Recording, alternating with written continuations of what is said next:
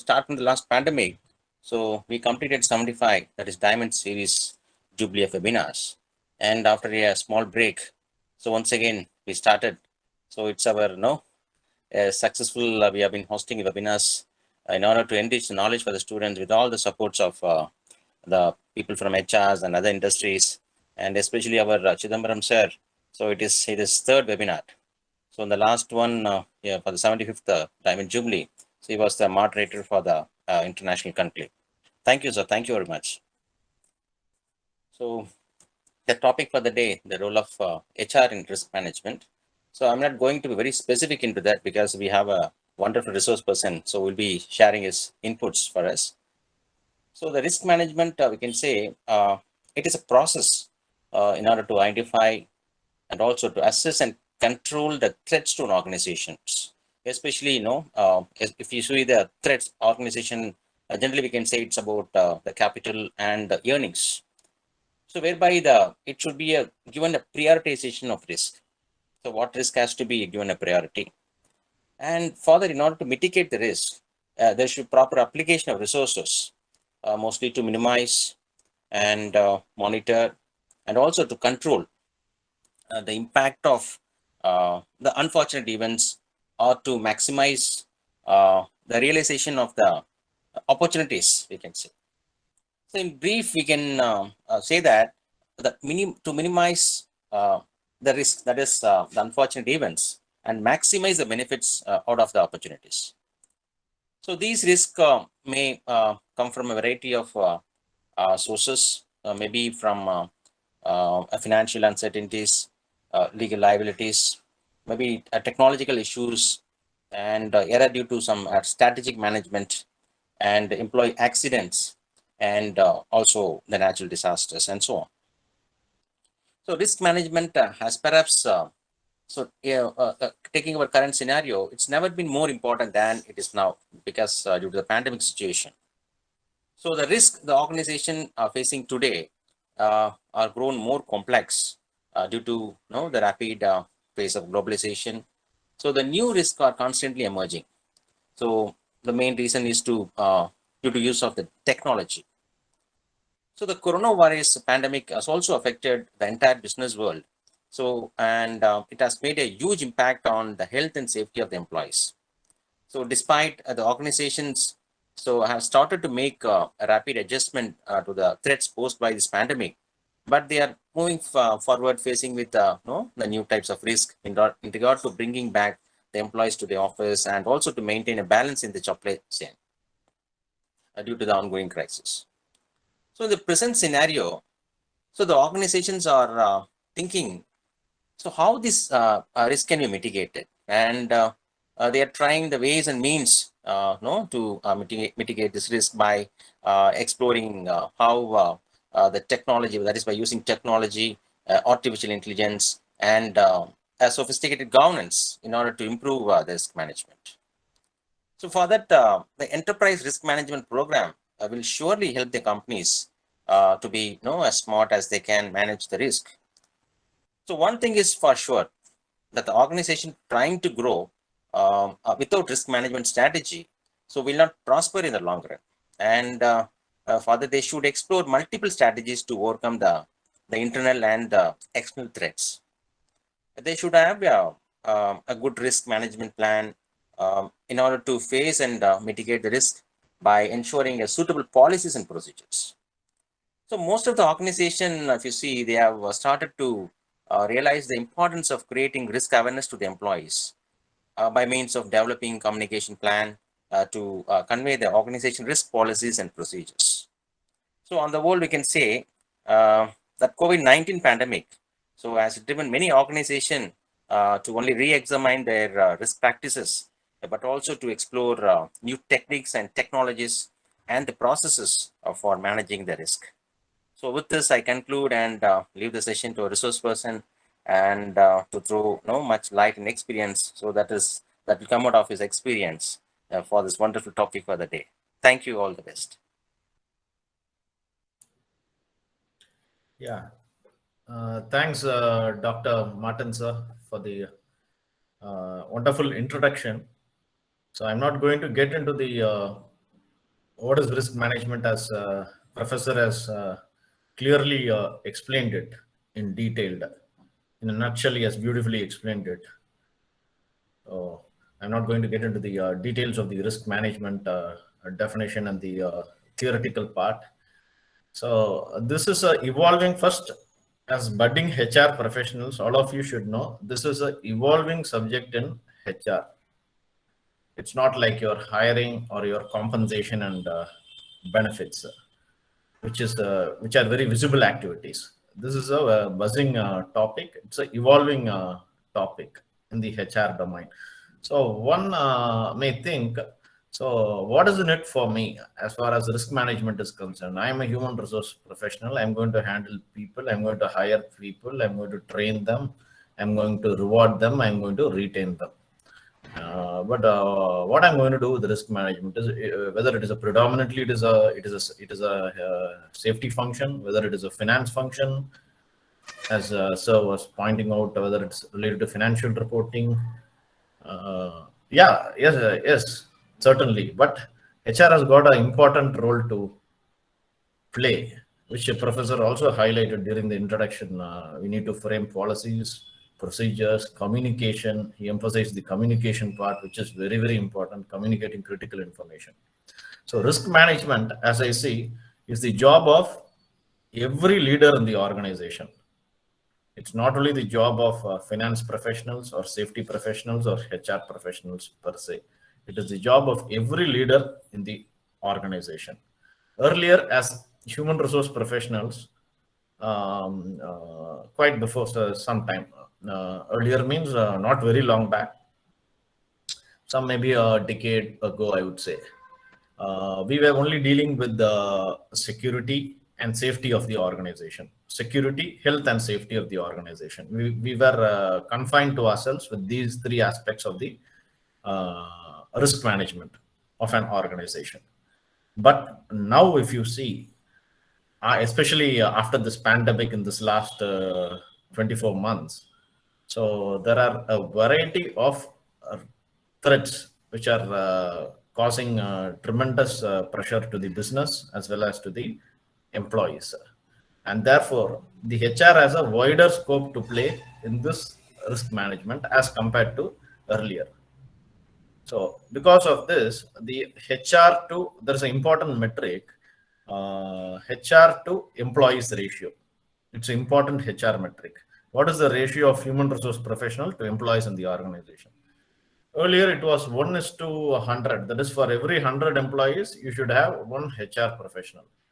Because of all this pandemic and other stuff, the stress and the workload of the HR professionals have gone up tremendously, and therefore the metrics now, the metrics is given by SHRM. Now the metrics has been redefined as 1:50, which means for every 50 employees you should have one HR professional. So one can envisage how the workload has gone up tremendously. So this is one point which you should be aware of. See, as I said, as even during the introductory note, Professor was mentioning about the frauds associated with the data breach, data privacy, technology, theft, etc. Okay, so actually it's our duty to work with IT department and create the policy, roll out the policy, and communicate the policy, which was also mentioned during the introductory speech. So its communication is very critical. Unless and otherwise, people will not know. So let me get into the presentation with this brief thing. So I'll just share my presentation.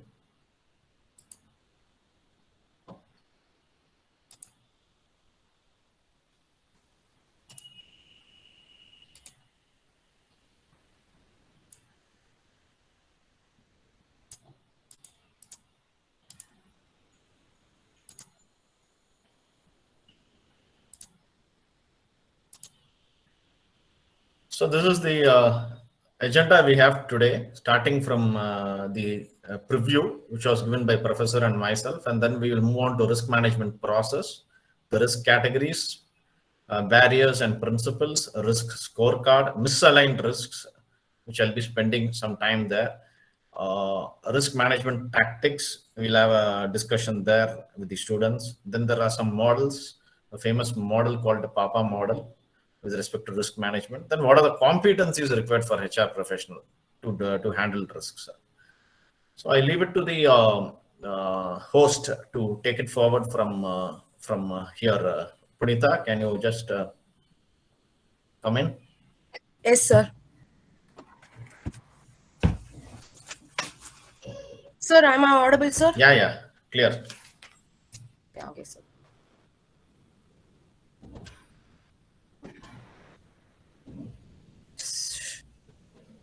So what should I do, sir? Hello. Sir, am I audible, sir? Yeah, audible, very much clear. You can go ahead. Sir, actually, Yeah, I'll be mediating with the questions. Who's that? Sir, Srisha, this is Srisha, sir. Okay, I didn't know that. Sorry. Oh, that's okay. Yeah. That's no problem. So, can you briefly explain about the risk management process, sir? Yeah, sure. See, risk management process. Let me just move on to the next slide. So these things will come to it later.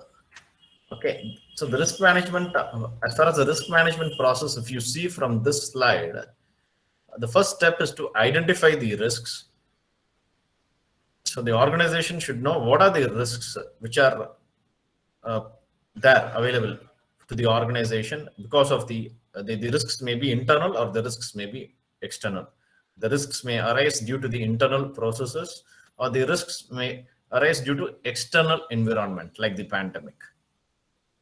Okay, a data breach may be an internal risk.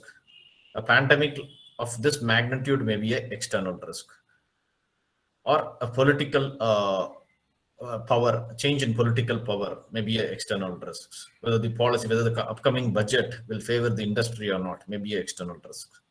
So that is identifying the risk. Then you need to analyze the risk. So for analyzing the risk, we have various modalities like your risk scorecard, risk matrix, risk scorecard, risk appetite, the PAPA model, etc., which we will discuss. Then you need to evaluate or rank the risk. So you can ask, why sir, we have identified, we have analyzed, why we need to rank? See, unless and otherwise you rank, prioritize, you will not know which risk to attend to first, which you need to eliminate immediately, which you can park it separately. And the fourth one is, how do you treat the risk? What are the risk control measures? How do you mitigate the risk, thereby lessening the impact and maximizing the opportunities?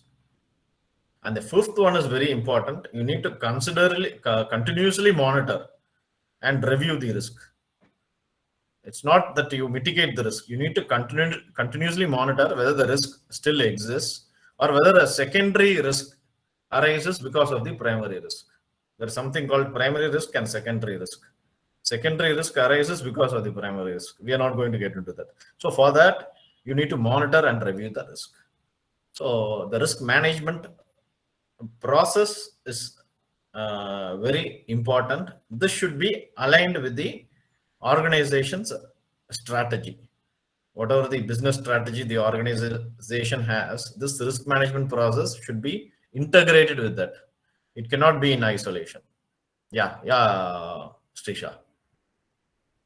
So next, could you tell us about different categories associated with risk management, sir?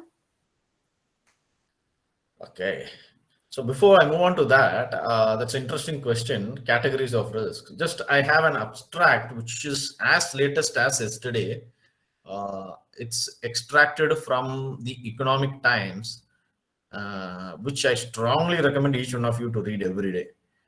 The annual subscription is just $600 or something, but it's worth $1 billion, the paper. So you'll get a lot of data there. So if you go through that, in yesterday's ET, the survey says about the risk management. So they have surveyed 89 countries in the globe and 2,650 risk management experts. So the survey, the purpose of the survey is to find out what would be the major risks for the business, for the industry in 2022, that is in the current year. So now let's have a look. So as per this chart, if you see, cyber incidents and business interruption, these are the two major risks which is a result of this findings, which will be there in 2022. And if you see further, if you go down, see the plus indicates the change with respect to year on year, what was last year and this year. So if you see there is a minus 18% there in pandemic outbreak, which means it is reduced, but it's still there. But what it says is natural catastrophes. So that has climbed up actually 8%, which is a cause for concern, like your earthquake or your flood, which Chennai has been witnessing every year, or climate change. So these are the two things which are actually gaining significance. And they have also mentioned changes in legislation and regulation. Yes, all your labor laws are changing, new tax regimes, climate change, which we discussed, fire explosion, market developments. So now I move on to the risk categories. See, one is there are general categories of risk, and the second one is the Committee of Sponsoring Organization, which is headquartered in US, has categorized the various types of risks. First, let us see the general categories of risk. First is known unknowns. So here there are two factors. That is, first you should know whether the risk is there and what is the severity of the risk. Whether the risk, existence of the risk and the severity of the risk. If you know both, then there is no uncertainty. So known unknowns means there is less uncertainty. You know that the risk exists. You also know the magnitude of the impact. Okay, that is known known. Second one is known unknown. You know that the risk exists. You have identified the risk, but you do not know the magnitude. That is unknown. So there is some uncertainty there. Unknown. This has a huge impact because you do not know that this risk may suddenly bombard, suddenly come. You also do not know the magnitude of the impact, like the pandemic or any sea change in the technology, sea change in the regulations, or a dramatic turnaround in the upcoming state elections, 5 state elections, something like that. Because everything pertains to policy, right? Each state government frames its own policy when the government changes. Then you have unknown knowns. These are actually misconstrued. These are things which we, as an organization, employer, believe that we feel that we know that the risk exists. We actually misunderstand these risks. Okay. The third one is really very, very important. There is there is something called black swan theory. So it is the blind side. We do not know what is going to happen and what will be the impact. So suddenly it picks up and it kills you. The third category. Categorization. Now let us move on to the categorization by COSO. Okay. So the first one is strategy. So these are the risks which actually impacts the ability to achieve the objectives of the organization. Okay, in simple words. Then the operations. So these risks affect in 1,000 ways in which the organization creates values. Then the financial reporting. So if there are some errors in your balance sheet or profit and loss, and if you don't submit it on time, and then you will be questioned by the board and by your shareholders. Then there is something associated with the compliance. Either the employer will be imprisoned or will pay a hefty fine. So these are the 4 broad classifications by a committee of sponsoring organizations. Strategic risks. So if there is a risk document, you should classify the risks under these 4 headings only. Strategy, from strategy perspective, what are the risks which may impact the achievement of the objectives? Operations, financial reporting, and compliance. Ideally, this will be the KRA for your compliance officer, I would say. for your chief compliance officer. Okay. So, according to you, what would be the barriers that hinder the risk management process? And could you tell us about the principles of risk management process too? Okay. Moving on to the barriers, as I see it, there are three barriers. I think this is self-explanatory, structural, the structure of the organization. It should not be a barrier for risk management.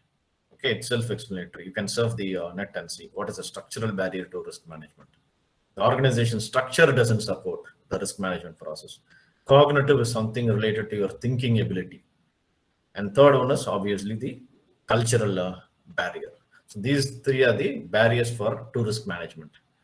And if you see the principles, the principles which I have listed down are derived from ISO, International Organization for Standardization, ISO 31,000. Like you have the QMS 14,001, 9,001 QMS, EMS is 14,001 Environmental Management System. Similarly, for risk management system, there is something called ISO 13,000. The 31,000. There are 11 principles. Let us see. The first principle is the organization has to create value. The risk management program should create and protect value. Okay. It should create value. It should protect value. Second is, as I earlier said during my previous couple of slides ago, it should be integrated with all the organizational processes, not only with your HR process, not only with your recruitment, also with other processes. Third one is the program should be a part of the decision making. It should aid in decision making. These are ISO principles, right? The globally accepted principles. So explicitly address uncertainty. That is the purpose. So reduce uncertainty, maximize the opportunity. It should be systematic, structured. So this structure here, the structure here and this structural has some connection. Okay. Then the sixth one is it should be based on best available information. It should be based on the available information. You should not go and do a research on the information which is not available and assume things. Then the seventh and eighth are it should fit an organization's risk and control environment, and it should take into account the cultural factors which we have discussed here, the human and cultural factors. How the program would fit into our culture. And the last 3 points. It should be transparent and inclusive. If you have a program or a policy in place and if you put it in the refrigerator in cold storage, then what is the purpose of the policy? It should be transparent. It should be inclusive. It should include everyone. It should not be exclusive. It should include all categories. It should include harassment. It should include sexual harassment. It should include gender diversity, everything. And 10th one is be dynamic, iterative, and responsive to change. It should be dynamic, that is periodical review, periodical monitoring and review, and therefore you can change it. You can be dynamic. It should be iterative. You should test it. You should do a case study and should be responsive to change. And final point is facilitate continual improvement. And the whole ISO is based on the concept of continual improvement. Okay, continuous improvement is something you improve to a certain stage and stop there, whereas continual improvement is something which you go beyond that curve and keep on improving continuously. So in risk management, we have a concept called risk scorecard. So could you elaborate more on that, please, sir? Yeah, that is a very important concept. That is the basis for actually prioritizing the risks. Okay, let me get into that.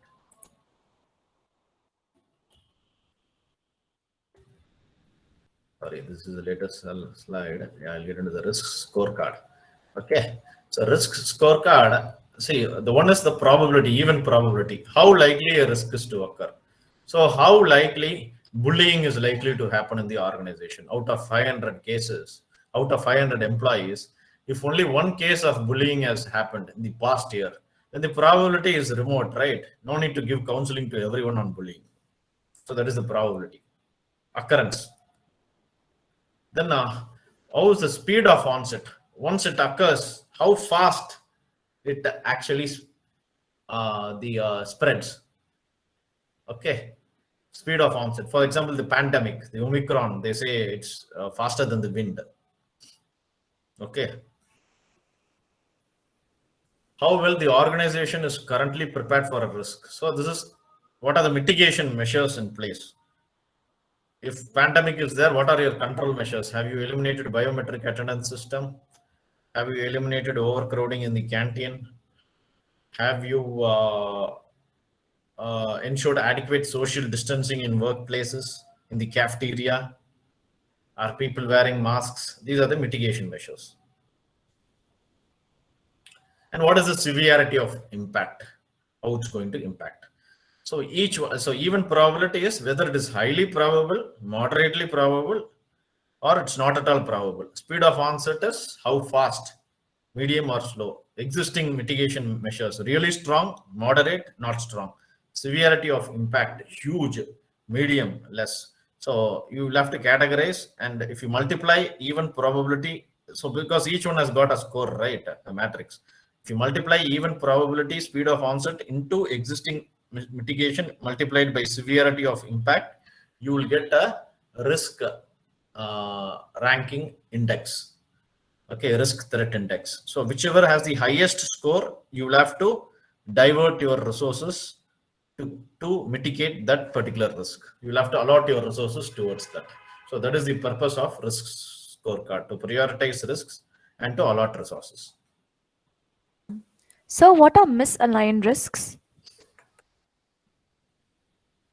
There's something very important actually, misaligned risks. Okay, let me talk about it in detail. So under misaligned risks, these are the risks which are not aligned with the organization's systems, which exists in every. I'm not saying it exists in every organization, which may be common. One is moral hazard. See, the concept of moral hazard is a person doing an activity which may put another person into danger. I am doing one activity, but I know I am well protected because of that activity. For example, people in the shop floor are not wearing PPEs, personal protective equipments, or not wearing helmets, PPEs like helmets, or gloves, or earplugs in the high noise area. Okay, so they are not adhering to the PPE standards. I know that I'm watching as a shop floor supervisor, I'm watching, but I'm ignoring. Because I feel that it's an attitude issue and I cannot correct it. But I'm not taking any action because I'm sure if the person falls sick, there is insurance. So I'm doing an activity which puts the other person into danger, knowing that my organization is protected. That is moral hazard. Okay. And second one is principal agent problem. Here principal is employer, agent is employee. Again, it is an extension of moral hazard. Here the employee indulges in an activity which is not aligned with the principal's core values, and thereby eroding the value. So it's not an alignment. I'm doing some activity which is not in alignment with the employer. That is principal agent problem. More or less, it's similar, moral hazard and principal agent, just a minor difference. And the final one is conflict of interest, which all of you know. So we'll have opposing set of incentives for doing a particular activity. Suppose I am requesting, because suppose I'm recommending a vendor who's my close friend to implement a HRIS package. So I have vested interests. So that is conflict of interest. Suppose my spouse is working under me, or I am working under my spouse, and I am appraising her performance. There is conflict of interest. It can't be done, right? Within the same department, the blood relatives reporting to each other. So this is conflict of interest. These things impact the organization in the medium to long run. Sir, could you elucidate about the risk management tactics? Yeah, sure. Actually, Yes, sir. yeah, 1 minute, 1 minute. I'll just give a brief introduction. See, this tactics generally risk, the meaning risk connotes negative, uh, negative impression in the minds of all of us, right? Everybody feels risk means negative, losing money, dying, or getting admitted in the hospital. There is the risk of driving the vehicle in the ECR during Saturdays and Sundays. There is a risk of investing in equities during budget time. See, generally risk means what we think it's a negative activity. It's a we have a negative connotation, but it is not the case. We should clearly understand as HR professionals. Only if you take a risk, there will be a reward. So risk has both positive sides and negative sides. It has both positive upsides and negative downsides. That is what we are trying to emphasize here. The upside risk management tactics and the downside management tactics. There are four approaches: eliminating uncertainty, redefining ownership, employing levers to increase or decrease effect, take no action. Out of which the first two, let us hear from our budding professionals. Bharat, sir. Yeah, Bharat, please go ahead. There are four methods of risk management tactics, where today we are going to see only two types. One is eliminate uncertainty and then redefine ownership. First, eliminate uncertainty. The organization or function takes steps to guarantee that positive risk events will happen and negative one will not happen. These steps must be thoroughly researched and analyzed to explain that desired absolute desired degree of certainty. Here in this eliminate uncertainty, what they are telling is the steps to taking necessary steps to prevent negative event in the organization, so that what should have to be done and what not to be have to be done in the organization should everything should be analyzed by the HRs, and through that they will be forming policies. Yeah, there are two types of examples were given. Um, upside and downside for eliminate uncertainty. Um, One first thing is optimize. HR is developing a global assignment policy to make the assignment program as attractive as possible and attractive the greatest number of qualified candidates. HR includes a guaranteed income provision. Again, avoid. HR is screening the applications and passes over a problematic one. The individual has the required skills and is immediately available. However, employment history shows periods of brief employment and unexplained gaps in employment. The early departures and gaps could have legitimate reasons, but they could also signify difficulty in adapting to work environment. HR decided to remove the applications to secondary consideration after the other group A applications are screened. And redefine ownership. Ownership in this case refers to responsibility for financial costs and operations. Sharing means that another party will be bought in to help maximize the upside potentials of an uncertainty event. Firms frequently engage in strategic alliance and joint ventures to manage higher levels of uncertainty in some strategic initiatives, such as developing a new product or expanding into another country.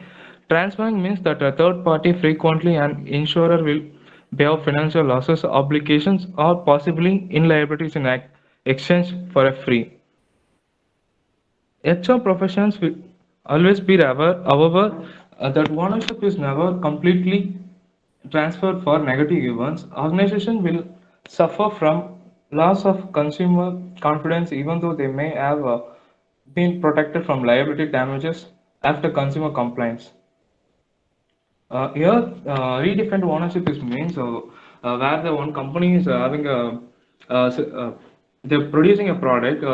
Once they are sharing to another company, instead of losing the instead of losing the income, so they tie up with other company to bear their loss. So here the insurance they employ or product so regain the money from the insurance companies. Here there are two tactics. Here there are two types of examples were given upside and downsides for um, redefined ownership.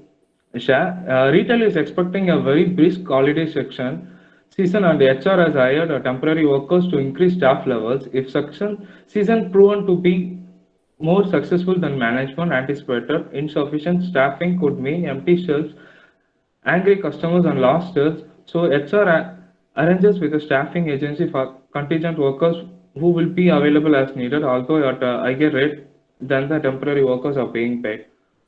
A firm that regularly assign employees to areas in which kidnapping is more probable will obtain kidnapping and ransom insurance coverage. This insurance usually includes the service of experts who assumes responsibility for negotiation for the employee's release. These are the two types of tactical for risk management. Sir, even you could elaborately explain, sir. Yeah, thanks, Bharat. Bharat, sir. Bharat, okay, Bharat. Thanks, you have explained it. So, the positive and the negative side. So, this is something important which everyone has to know. With the examples, he has explained it. The point is, you can share the risk, but you cannot completely transfer. You cannot completely come out of the liability as far as redefined ownership is concerned. And the first example which you are saying is you are optimizing the number of applications by giving some kind of he was mentioning about some compensation, some incentive he was mentioning, and you are avoiding because there is a employment gap. Even though the candidate is good, there is an employment gap on seeing his profile, so which is a cause for concern, and therefore you are rejecting that application. So you are avoiding that. Yeah, thanks, Bharat. Okay, sir. Thank you, sir. Thank you. So usually when we take a concept, we will have models associated with it. Models that will usually be given by experts. So regarding risk management, are there models associated with this topic as well? Yeah, there are many models. Let me explain one eminent model called the PAPA model, PAPA. Okay. Let me explain that. So here, if you see, it's called the PAPA model. Why it's called PAPA is park, adapt, prepare, and act. Okay. The first P stands for park, A stands for adapt, P stands for prepare, A stands for act. So on the x-axis, you have the likelihood of the event. That is what they have described in the x-axis. If you see likelihood, it's here. Okay. And in the y-axis, the speed of change in this matrix. So if the probability of occurrence, that is the likelihood of event, probability of occurrence is low, okay, is low. And the speed of change, speed of onset is also slow. It is slow fast, it is low high here. If it is low and if it is slow, then you can park that particular risk. Okay, example, the bullying which I said. You can park it for the time being. No need to take any action now, as of now. You can just park it and watch it. Whereas, if the likelihood of the event is low, but the speed of change is fast. Okay, likelihood is low, speed of change may be fast. Then you will have to prepare. Then you will have to prepare for the particular risk. For example, the likelihood of a terrorist attack in our Mumbai sales office is low to medium, let us say. Okay, it cannot be in a continuum, either this side or this side, low to medium. And then speed of change, it may be fast. Once that is there, then they do it in 11 different places, which we saw in 9/11 attacks, 2001, I think. We saw that. So it's very fast. So you need to prepare for that. And then moving on, if the probability is high, and the speed of change is also high, probability is high, speed of change is also high, then you need to act on it immediately. You cannot park it, or you cannot prepare for that. You cannot be in the you cannot park that particular risk, or you cannot do the preparation work. During this stage, you will have to get into action. immediately implement the contingency plan, crisis management plan, etc. Then, if the likelihood of the event is high and the speed of change is slow, then you will have to adapt to it. Likelihood is high, but the speed of change. Okay, likelihood is high. There may be rains. There is a great chance for rain, but now the cycle has changed. Monsoon has changed. Even in December, we are witnessing rains. The other day, which we saw, which was not in the history. Likely, but the speed of change may be slow. One day it rains, other day it stops suddenly, and you get record rains. So you will have to adapt to it. Now we are all of us are adapted, no, to the condition of roads, potholes everywhere. That is what. Yeah. So, what do you think are the competencies for HR professionals in order to manage various risks that arise in an organization? Yeah, there are some important competencies which HR professionals should possess to handle the risk management program. It's a strategic activity. Risk management is a strategic activity, high level activity. It is reviewed in the board meetings regularly, periodically. It is a board level subject. Therefore, as a CHRO, one has to have knowledge on the risk management. What are the competencies which a HR professional must possess? Let us see in detail. Yeah. So the first three are he should understand the business. Okay, if he understands the business only, he will come to know. He'll be able to frame a risk management policy. Then, as I said, one should know the risk management process, the various models, knowledge of the pestle factors. Can any one of you unmute yourself and abbreviate this pestle? What does pestle stand for? You can just Google and see. Yeah, everything is there on Google. Nothing is anything you can get there. Hi, sir. Bhagyalakshmi here. Yeah, please. PESTEL is political, economical, social, technological, legal, and environmental, if I'm not wrong. Correct. What's your name? Bhagyalakshmi, sir. Good Bhagyalakshmi. Thank you, Yeah, sir. you're perfectly right. This PESTLE is a environmental scanning approach. You need to scan the environment, which I was highlighting during the beginning of the conversation. You need to know the external environment. As you rightly said, political, economical, social. Whether there is any political change, whether any economical change, whether US Fed is going to hike the rates, the inflation is going to be high, whether the bond yields are going to give much better results, whether any regulation is going to take place for crypto, then your technology changes. So everything is in cloud, and whether how many ransomware attacks have happened in your system, how many people have adhered, bring your own device policies. Then the complete legal framework. What are the changes in the various laws in the various countries? What are the new laws enacted with respect to combating bribery, etc.? Then finally, what is the final one? Environmental. Yeah, environmental factors. What are the environmental factors? What is it in for the climate change? Okay, so these are this is about PESTLE. Then the policies and programs, the human resource CHRO should be able to frame the policies and roll out the programs. He should consult with all the stakeholders. He should consult with the relevant experts in the field, with the top management, and not only the top management, with the middle management and lower management also, because you will get the ideas only from the lower level. And communication, it has to be communicated. And sixth one is legal and regulatory compliance. So we'll have to be compliant with all the laws prevailing. And if the company has business in other countries, you'll have to comply with those laws also. Okay.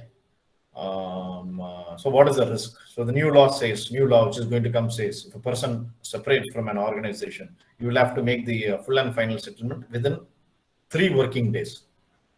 Now, so far we have been doing it within a month in case of separation. Ideally, within a month.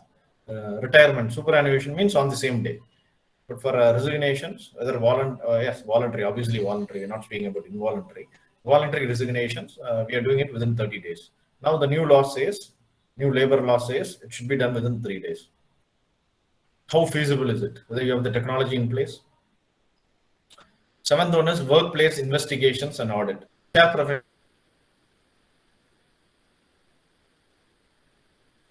And you should also ensure if there is any, you should also ensure that the whistleblower policy is implemented in letter and spirit. If anybody raises the issue, the message should go that the person who is raising the issue will not be undergoing any retaliation. Then final one is reporting. What are the reporting mechanisms? How to report, where to report, which are the agencies whom we need to report.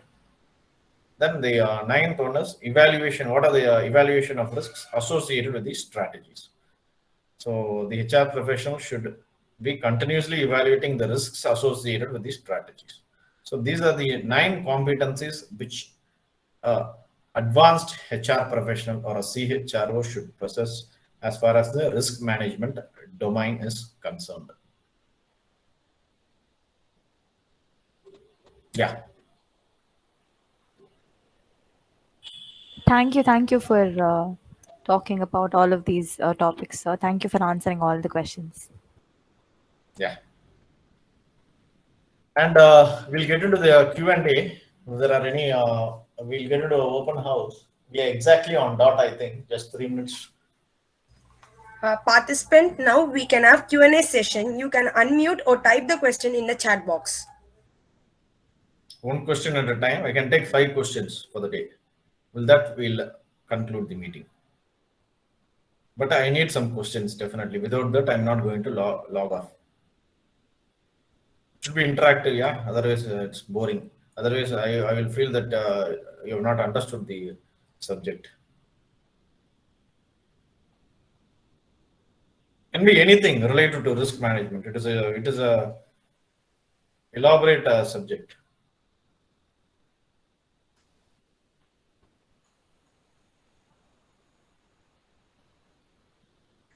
Sir, how often the company refers as assessment of top risk, sir? How often the company Refresh is assessment of top risk. assessment of risk, risk. sir? Yeah, sir, risk, sir. Ideally, if you ask me, we are living in a VUCA world, okay, in a very volatile world. Every day it is changing like anything. Very uncertain world we are living, VUCA world. Volatile, uncertain, complex and ambiguous. That is the world which we are living. If you ask me, ideally, at least I would say once in a quarter. This is my perspective, though opinions vary. Generally, they do it before the annual general body meeting. They place this risk management document, but that is done in letter, but not in spirit. If you want to do it in letter and spirit, it should be done once in a quarter. Okay, sir. Okay, sir. So there's a question in the chat box. What common risk HR manager should recognize and what are the ways to reduce the risk in the workplace? This question was asked by Soumya, sir. It is in the chat box. Okay, it's a good question actually. So there are many risks which a HR pro would actually face in his job during the course of the career. He will face many risks. It may relate to all of your HR processes. He may face a risk related to recruitment. In hiring, he may face a risk.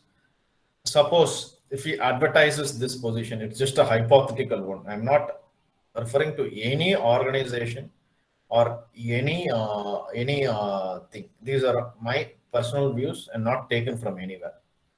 So suppose if a position is being advertised in the Hindu or the Times of India, okay, per se. So there may be a pressure from the external environment to induct a certain person, or there may be some political affiliation in the nearby vicinity. Some politician may call and say, recruit this person, though he may not be possessing the desired competencies. Will be under pressure to recruit. But if you recruit, one bad hire is going to cost you terribly. I'm saying you. This is from my experience. I'm saying it's going to cost you like anything. It's going to cost you like anything. One bad hire is enough. Okay, it's not like buying a vegetable; it becomes rotten and you trash it. It's a human resource, right? Yes, sir. There are various laws to protect the people. So be very careful, especially in hiring. And in hiring is one of the cases I'm saying. When it comes to industrial relations, again, suppose if you are signing a long-term wage settlement, any long-term wage settlement is governed by bargaining precedents, whatever you have done in the past. So, so during a particular time, suppose if the company is doing good, and if you give a phenomenal hike, but later on you realize after it's a long-term settlement, when the next settlement comes due, you realize the company is not in a position to offer that hike. Can you go and negotiate with those people, those union people? You have already given a X percentage. Now they will ask for X plus one. You cannot do it, my dear friends. You cannot do it. That's a huge risk. Therefore, be practical about negotiation. So these are few examples. Like this, I can give in each process. We don't have time for that. Yeah, okay, sir. The next question is how Hello, sir. Yeah. Yes, sir. I am Ritanisha and I have a question. How effective is the company in managing its top risks, sir? Are there any organizational blind spots? Yeah, COVID is one. Yeah, nobody predicted. COVID is one huge. It is an eventual blind spot, I would say. It became an eventual blind spot. No one predicted it would be of to this magnitude. Even many stalwarts were saying in the industry, it will go off in 3 months. I still remember during March 2020, it will go off in 3 months. Everything will restore. Till today, see now how we are discussing through virtual mode. The world has become virtual.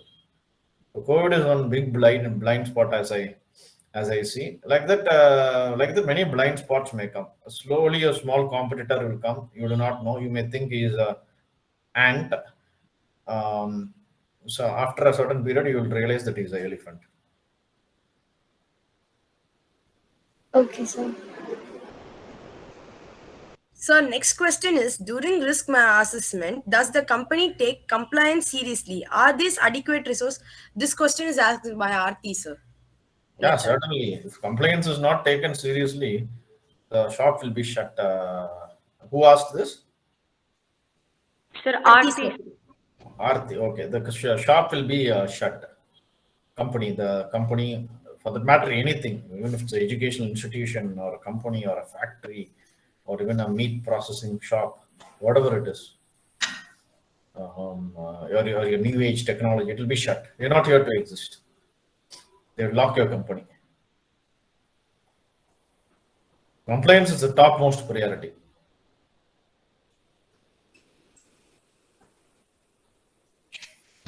One final question we can have, and we can call it a day. One final So question. there are actually two more questions in the chat box. Yeah, I can take it. Yeah, Okay, please. sir. So this question is given by Netaji Joe. What are the risk factors we can face as a beginner or a fresher in the HR field in a company with or without labor welfare organizations in a company? See, as a beginner in the organization, you will be facing. I'm not saying that. You will be required to learn actually during the training period. So if you're getting hired, maybe your placements may be going on. If you're getting hired by a reputed organization, so they will put you into training. So you're required to complete the training period successfully, professionally.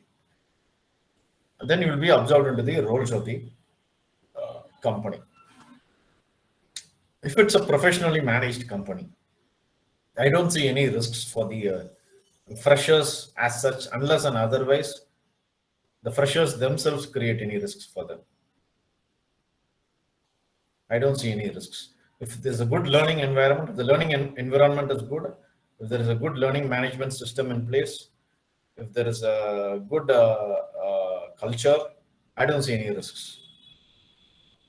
So that's where we were discussing about the barriers, cultural barriers. The culture is good, the learning environment is good. I don't see any risks. So it's up to you. You have the whole world to conquer to any level. I don't see any risks. 82 startups have achieved unicorn status so far, and last year around 42 startups have achieved unicorn status. 7,000 crores market valuation. Unicorn means a startup, a privately funded startup which achieves 7,000 crore market capitalization, which is phenomenal. So I don't see any bottlenecks or anything. It's up to you. So, last question by Dr. R. Arugyadas. Yeah. So, why do management of government companies not take risk assessment properly? I don't actually agree with this. It's my perspective, though it may be right in certain industries. See, if you take the oil industry as such, oil and gas, there you'll have to do a proper risk assessment. Otherwise, you are gone. Okay, lives are at stake. The responsibility and the liability and the accountability for a risk management program in public sector undertakings, which the gentleman is asking, is much more higher than a private entity. I would say. It's not that they're not taking seriously. Maybe they have multiple layers, and maybe the hierarchy is wide, the span of control is wide, hierarchy is wide. Maybe the organization structure allows them to do that. But having said that, certain companies, especially in the oil and gas sector, are achieving awards in the risk management arena. Thank you so much for patiently answering the question, sir. We're done with the questions for the day. Yeah, with this I'm concluding. Ma, thank you. Thanks for the opportunity, and really I'm delighted to share my insights with all of you. And I really am overwhelmed with the number of participants. How many participants we had today? Around 80, sir. Right now it's 84. That's really good. It's good. Really, thank you. Thanks a lot to Martin sir and the team, DG Vaishnava team, for providing me this opportunity. In future also, I'm very eager to be one of your guest faculties. Thank you, sir. Thank you, sir, for your informative session. Now I request Arivichelvan of first year MA HRM to deliver vote of thanks for today's session. Good evening to one and all.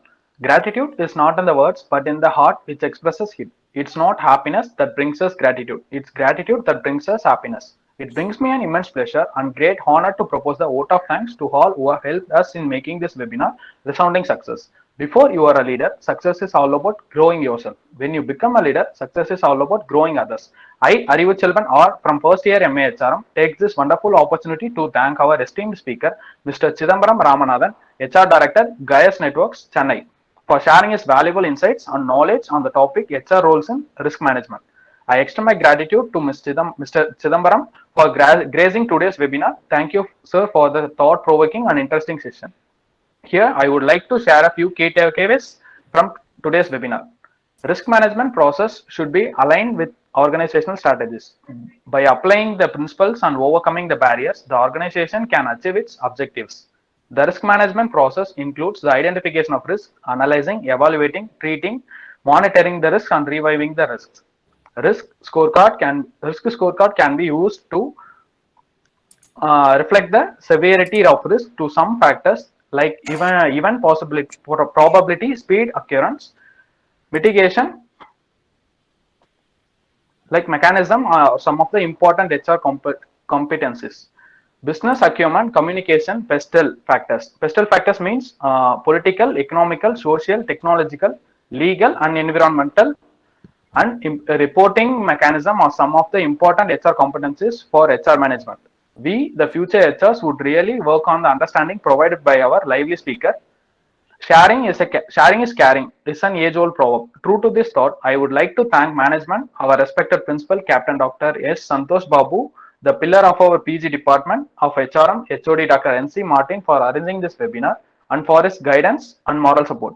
Also, I would like to thank faculty coordinator, Professor Snega, for support to organize this webinar, providing us an enlightening tour to this pragmatic arena of HR.